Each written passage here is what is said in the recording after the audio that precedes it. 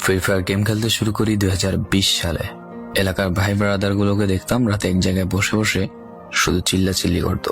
একদিক দিয়ে ভালো লাগতো, অন্যদিক দিয়ে মনে হতো এরা এমন চিল্লাচিল্লি কেন করে, চারজন করে।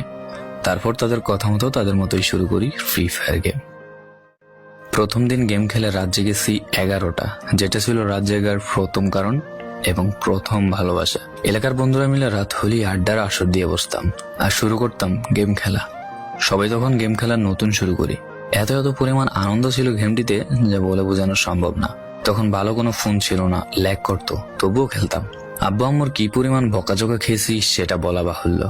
অনেকদিন তো স্কুলও যাইতাম না, বন্ধুরা বসে গেম খেলতাম। কিছু টাকা জুগিয়ে কয়েক মাস পর একটা লেভেল আপ পাস ছিল না, 200 টাকায় বোধ হয় 800 ডায়মন্ড পাওয়া যেত। তো সেখান থেকে 800 ডায়মন্ড থেকে একটা অলক ক্যারেক্টার নিই। আর সেই অলক ক্যারেক্টার ছিল তখনকার সময়ের সবচেয়ে দামি ক্যারেক্টার। তখনকার দামি প্লেয়ার মনে হতো নিজেকে। আবার গেমের ভিতর অনেকের সাথে বন্ধুত্ব পর্যন্ত হয়ে গিয়েছিল। গেমের ভিতরে বন্ধুত্ব হলেও বাস্তব ছিল বন্ধুত্বগুলো।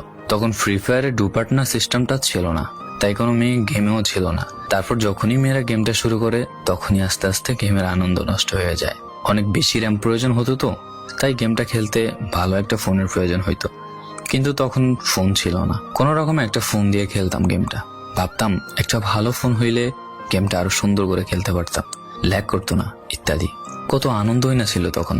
প্রতি সপ্তাহে শুক্রবার বসে সবাই গিল্ডের গ্লোরি ফুল করতাম একটা কাস্টমের জন্য।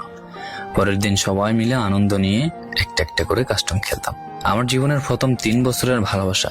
কোনো মেয়ের জন্য আমি গেমটা কখনো ইগনোর করি নাই। যখন মন খারাপ থাকতো গেমটা খেলতাম একা একা। একটা ভয় পাইলেই তৎক্ষণাৎ মন ভালো হয়ে যাইত, মুখে সব সময় একটা মৃদু হাসি থাকতো। এখন আমার কাছে গেমটা খেলার মতো অনেক ভালো একটা ফোন আছে, আমার কাছে এখন অনেক ভালো কালেকশন আছে, টপ আপ করার জন্য টাকাও আছে। কিন্তু গেমের ভিতরে থাকা সেসব বন্ধুরা আর নেই, সবাই ব্যস্ত হয়ে গেছে। সবার আইডি গুলো অফলাইন হয়ে গেছে। কেউ 1 মাস 2 মাস পর ঢুকে গেমের ভিতর সবকিছু ব্যাক করে দিয়ে দিয়েছে। এখন যার বেশি টাকা সেই বেশি প্রো, এখন কারো স্কিল দেখা হয় না। ফ্রি ফায়ারের সব ফালতু ইউটিউবারদের দিয়ে ভরে গিয়েছে সব। ওল্ড ইউটিউবার গুলো ফ্রি ফায়ার খেলা ছেড়ে দিয়েছে। আমি এখনো সেই 2017 সালে ফ্রি ফায়ার ব্যাক আসবে বলে অপেক্ষায় আছি। এই পুরো ভিডিওটা স্কিপ করতে আপনার ইচ্ছে করছে না, কোনো এক কারণে আপনাকে এই ভিডিওটা দেখতে বাধ্য করে রেখেছে। জি জনাব, তুমি সেই ছেলে যে তার পুরো আবেগ দিয়ে গেমটা খেলেছো।